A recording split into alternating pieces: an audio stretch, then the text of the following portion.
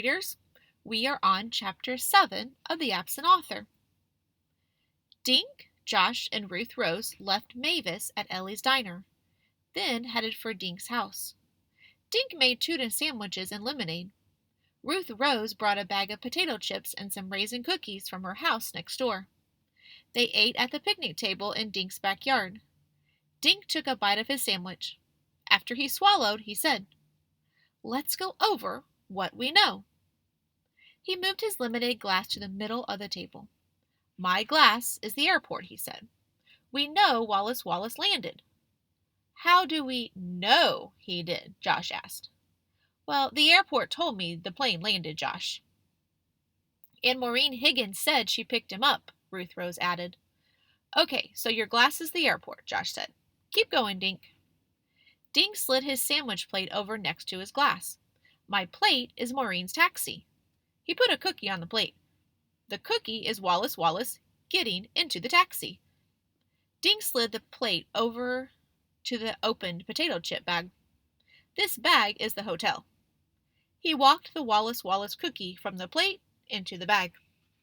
Dink looked at Josh and Ruth Rose. "But what happened to Wallace Wallace after he walked into the lobby?" "I'll tell you what happened," Josh said. He lined up 4 cookies in a row. "This little cookie is Mr. Paskey. These 3 are Maureen, Mr. Linkletter, and Olivia Nugent." Josh looked up and waggled his eyebrows. "I think these 4 cookies planned the kidnapping together." Ruth Rose laughed. "Josh, Mr. Paskey and Livy Nugent are friends of ours. Do you really think they planned this big kidnapping? And can you see Mr. Linkletter and my babysitter pulling off a kidnapping together?" Josh ate a potato chip. "Well, maybe not, but someone kidnapped the guy." "Our trail led us to the hotel, and then it ended," Dink said. "What I want to know is, if Wallace Wallace isn't in his room, where is he?" Dink nibbled on a cookie thoughtfully. "I'm getting a headache trying to sort this all out." Ruth Rose dug in Dink's backpack and brought out 3 Wallace Wallace books. "I have an idea." She handed books to Dink and Josh and kept one. What are these for?" Dink asked. "Josh made me think of something Wallace Wallace wrote in The Mystery in the Museum," Ruth Rose said. "He said the more you know about the victim, the easier it is to figure out who did the crime." She turned to the back cover of her book. "So, let's try to find out more about our victim. Listen to this." She started reading out loud. "When not writing, the author likes to work in the garden. Naturally, Wallace Wallace's favorite color is green." "Fine," said Josh, "but how does knowing his favorite color help us find him, Ruth Rose?" "I don't know, but maybe if we read more about him, we'll discover some clues," Ruth Rose said. "What does it say on the back of your book?" Josh flipped the book over and began reading. "Wallace Wallace lives in a castle called Moose Manor." He looked up. "Well, we already knew he lived in a castle. I don't see any clues yet, you guys." Ruth Rose stared at Josh. "You know, something's bugging me, but I can't figure out what it is. Something someone said today, maybe." She shook her head. "Anyway, read yours, Dink." Dink read from the back cover of his book. "Wallace Wallace gives money from writing books to help preserve the wild animals that live in Maine." "Okay, he gives money away to save animals, lives in a castle, and grows a bunch of green stuff," Josh said, counting on his fingers. Still no clues. Josh took another cookie. "But I just thought of something." He began slowly munching on the cookie. Dink raised his eyebrows. "Are you going to tell us, Josh?"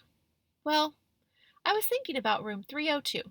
Remember, someone signed the register right after Wallace Wallace checked into room 303.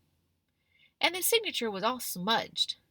And then Olivia Nugent told us that room 302 had a do not disturb sign on it," Ruth Rose interrupted. "Livy never went into that room at all." Just then, Dink's mother drove up the sidewalk.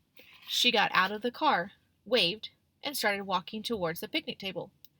"Oh no," Dink said. "If Mom finds out I'm trying to find a kidnapper, she won't let me out of the house. Don't say anything, okay?" "Can I even say hi?" Josh asked.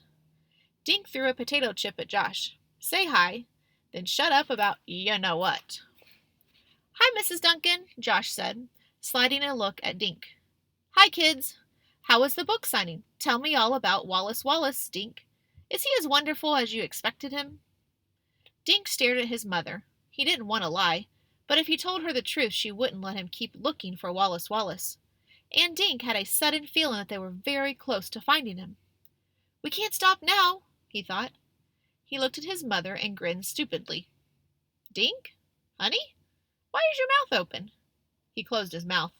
Think, Dink, he ordered himself. Suddenly, Josh knocked over his lemonade glass. The sticky, cold liquid spilled into Dink's lap. Dink let out a yowl and jumped up. Gee, sorry, said Josh. Paper towels to the rescue. Dink's mother ran towards the house. Good thinking, Josh, Dink said, wiping at his wet jeans. But did you have to spill it on me? You had the whole yard. Josh grinned. Some people are never satisfied. I got you out of hot water, didn't I? Right into cold lemonade, Ruth Rose said. Dink blotted his jeans with a handful of paper napkins. Come on, let's go meet Mavis before my mom comes back. There's something weird happening on the 3rd floor of the Shangri-La. And that's the end of today's read aloud.